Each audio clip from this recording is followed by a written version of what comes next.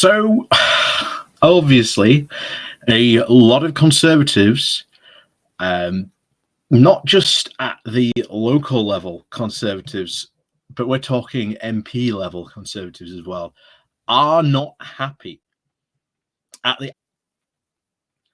It was an absolutely unmitigated trouncing for the Tories. Yes, not as deep as obviously the 800 seat loss predicted, but losing over 300 local council seats, a pretty big loss. Not only that, they lost two flagship constituencies in London, almost putting the Conservatives to a point where they have almost been chased out of the city of London. You wouldn't believe it, but that has just happened. And of course, now the speculation comes, as was previously before, many Tory MPs said, now's the time to get rid of Boris. You know, these local council elections are going to be like, we're going to use this as a referendum to say we need to get him to go. Is he going to be going now? We don't know. We generally do not know because, as I've said before, it's not just about sending in those letters. It's about the vote that happens afterwards.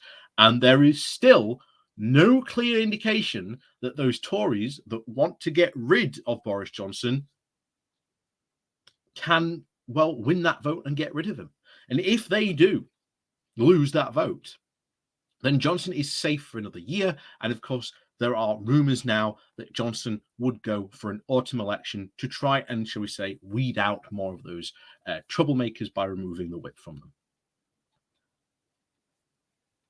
All in all, needs to say, it is certainly going to be a very, very interesting couple of weeks. But today, as always, we're going to take a look at another country's press, to see how they are covering this. And this story today comes from the New Zealand Herald, all the way across the world, with their title of British Prime Minister Boris Johnson leadership speculation after the Conservative Council election losses.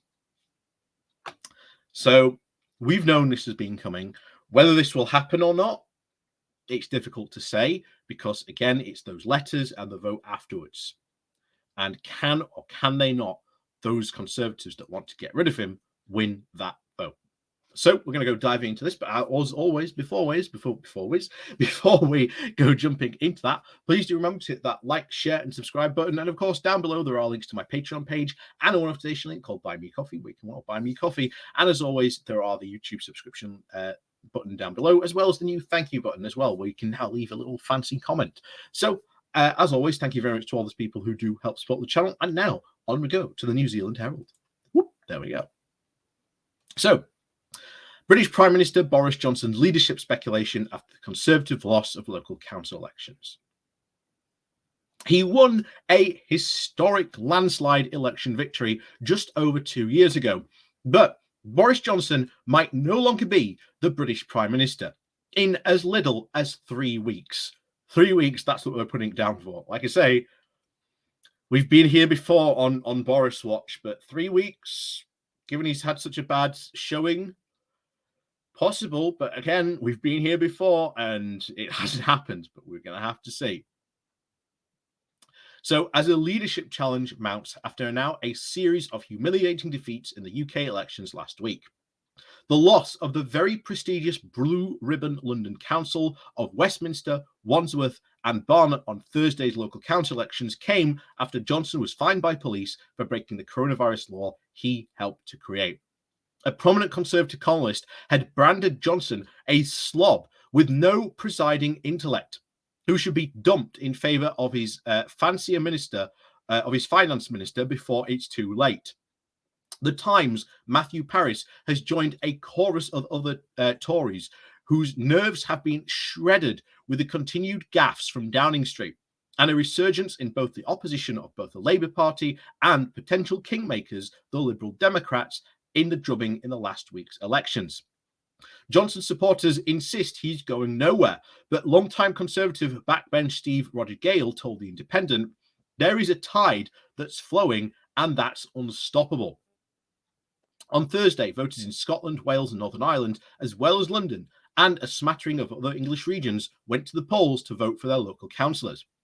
The local elections are often an opportunity to give a whack to the party in power, and Brits certainly did that. The main opposition, obviously the Labour Party of Sir Keir Starmer, won in the Tory crown jewels in the capital, including the former MP Margaret Thatcher's favourite council, Wandsworth, and the city of Westminster for the first time since it was created in 1964. In Scotland, the Conservatives slipped to third place behind the Scottish Nationals, and Labour in Wales and the Tories also lost their only council seat. And in Northern Ireland, Sinn Féin, the former political Whig in the former political wing of the terrorist IRA group, emerged as the largest single party. The region's continuing to reel from the effects of Brexit, which Johnson championed.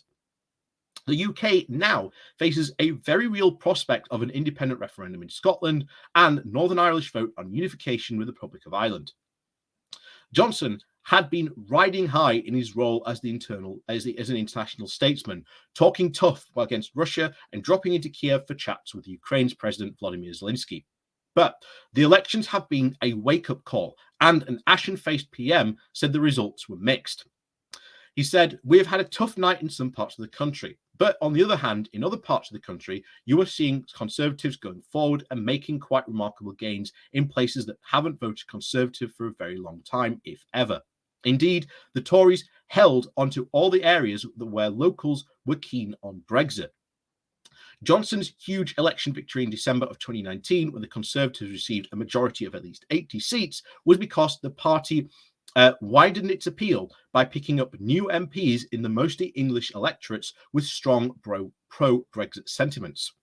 But in the poll on Thursday, the Tories began to crumble in their previous heartland areas of the south of England and London, as well as in Scotland and Wales, where Brexit has gone down like a lead balloon.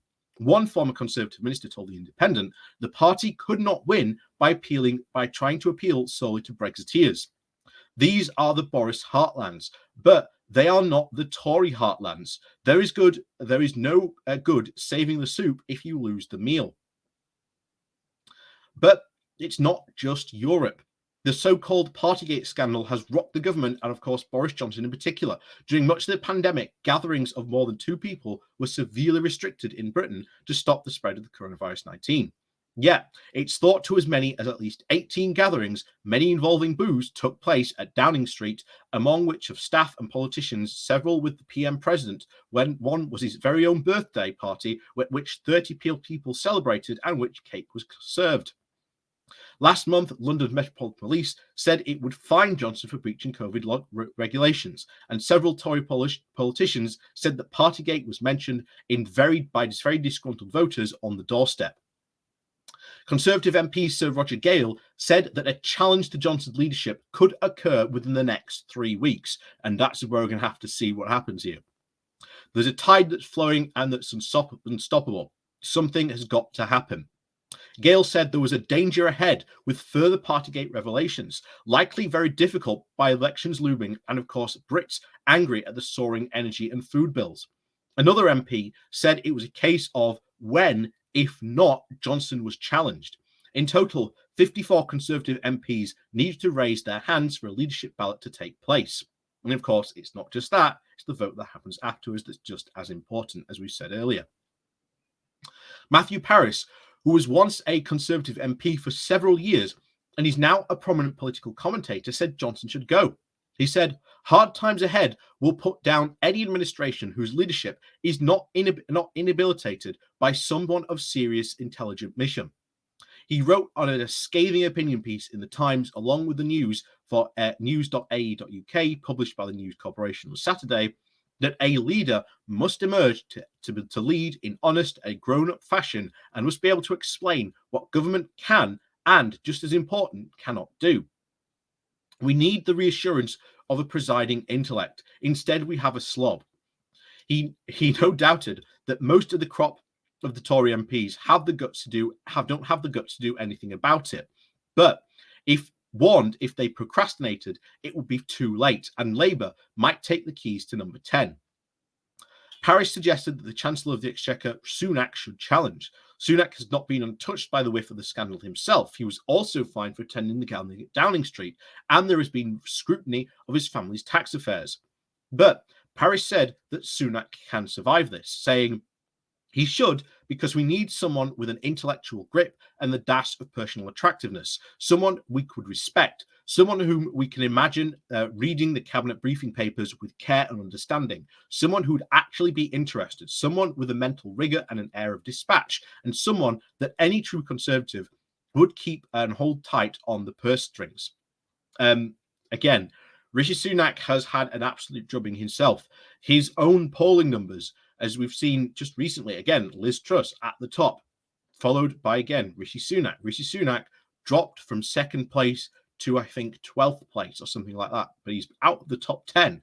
So he's lost his own personal standing. And again, these allegations do not look good. Certainly against him, certainly for any potential leadership challenge and anything, a general election challenge that he might have to stand in. It would not look good. Those would not stand. And of course, Business Secretary Kersey Katang brushed off the idea of a leadership speculation, told Sky News that Johnson would absolutely remain as leader. He may still bounce back and prove the pundits wrong. And while Labour did pick up some eye-catching councils, it underperformed in other areas. So it's no done deal. But Johnson cannot afford any more gaffes, fines, or the election upsets if he's to remain in number 10. And as I've said before, the upcoming Wakefield by-election has now drastically increased in importance. That will be very much a bellwether seat, and Labour has to take it to there. And as I've just come back from my good evening walk, and as I said, was saying live on there, Labour has to just go for it and just release a manifesto, release one 2 years early, and say this is what a Labour council will do, and do not be not Labour council, Labour government would do, and do not be afraid to change it. Say, look, this is our manifesto. It might change between now and the election. Obviously, things happen, but that will be fine. But it would stop people like me and other people saying, well, what does Keir Starmer stand for? Because when you say that, you can go, well, look at this. This is what Keir Starmer government would do. A Labour government would do for you and help you in this country's very much time of need and desperation, when we are being led by an absolute idiot who, well, couldn't truly do anything. And put it this way, it's not like the people on the rest of his cabinet are any too much better. Sunak is now out of the running, and with even rumours that he could be replaced by Liz Truss, anything could happen, certainly within the next 3 weeks. But we'll have to see what happens. So with that, as always, thank you very much for watching. And of course, remember to hit that like, share, and subscribe button. And of course, down below, there are links to my Patreon page and one off-donation thing called Buy Me Coffee. We can buy me coffee. There's the YouTube subscription links. And of course, there is the new YouTube thank you button down below as well. So as always, thank you very much for watching. And of course, we will see you all next time.